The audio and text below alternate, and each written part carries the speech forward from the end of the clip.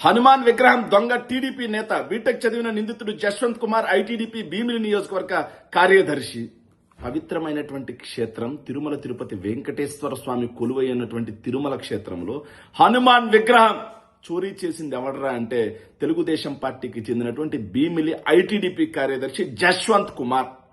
అతను వాస్తవం ఏంటంటే విశాఖ జిల్లా భీమిలి మండలం టీ నగరం గ్రామానికి చెందినటువంటి టీడీపీ మాజీ సర్పంచ్, పార్టీ మండల ప్రధాన కార్యదర్శి పొట్నూరు రాము కుమారుడు ఐటీడీపీ కార్యదర్శి జశ్వంత్ అని తేలింది. వాస్తవంగా అది తేలంగానే భక్తి ఎక్కువైపోయి విగ్రహాన్ని ఎత్తుకుపోయారు అని చెప్పేసి ఆంధ్రజ్యోతి వాళ్ళు వేస్తా ఉన్నారు. అదే వైఎస్ఆర్సీపీ ప్రభుత్వ హయాంలో జరిగి ఉంటే జగన్మోహన్ రెడ్డి గారు నేరుగా విగ్రహం చోరీ చేయించారు.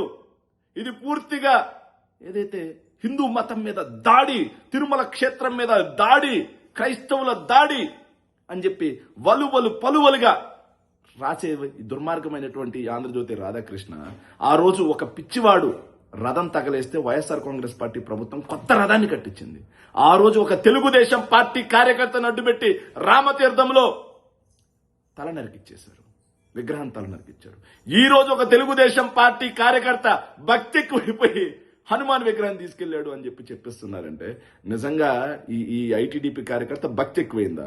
సో అధికారాన్ని అడ్డు పెట్టుకుని ఎంతో మందిని బెదిరించాడు అనే ఆరోపణలు ఉన్నాయి. ఆయన చూస్తే గంటా శ్రీనివాసరావుతో ఉంటాడు, గంటా శ్రీనివాస్ కుమారుడు రవితో ఉంటాడు, ఐటీడీపీ పేరుతోటి ఫ్లెక్సీలు ఉంటాయి. అదేవిధంగా నారా లోకేష్ తో కలిసిన ఫ్లెక్సీలు ఉంటాయి.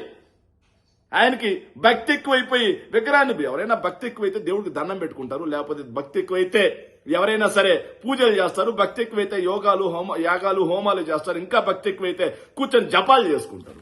కానీ భక్తి ఎక్కువై దేవుణ్ణి ఎత్తుకుపోయేదిందా? సో నిజంగా ఈ చోరీ వెనక ఏదో కుట్ర ఉంది. ఖచ్చితంగా ఈ చోరీ వెనక బలమైనటువంటి కారణం ఉంది. కాకపోతే ఈ పోలీసులు, ఈ ప్రభుత్వానికి అనుకూలమైన పోలీసులు, ఈ ప్రభుత్వానికి అనుకూలమైన వ్యక్తి విగ్రహాన్ని చోరీ చేశాడు కాబట్టి దాన్ని భక్తి అనే కోణంలో అక్కడ ఆపేయడానికి కంకణం కట్టుకున్నారు. నిజంగా వీళ్ళు చేసేటువంటి కుట్రలు, హిందూ మతం మీద నిజమైనటువంటి దాడి తెలుగుదేశం పార్టీ ఉన్నప్పుడే జరుగుతుంది అనేది చరిత్ర మనకు చెప్తుంది. తిరుమల ధార్మిక క్షేత్రం మీద దాడైనా, విజయవాడలో పుష్కరాల పేరుతో గుడులు ధ్వంసమైనా, ఈ రోజు తిరుమల క్షేత్రంలో హనుమాన్ విగ్రహం, క్షేత్రపాలకుడైనటువంటి హనుమాన్ విగ్రహం చోరీ అయినా మొత్తం కూడా తెలుగుదేశం పార్టీ హయాంలోనే జరుగుతాయి. నిజమైనటువంటి హిందూ ధర్మ ద్రోహులు ఎవరనేది కూడా ప్రజలు ఆలోచన చేయండి.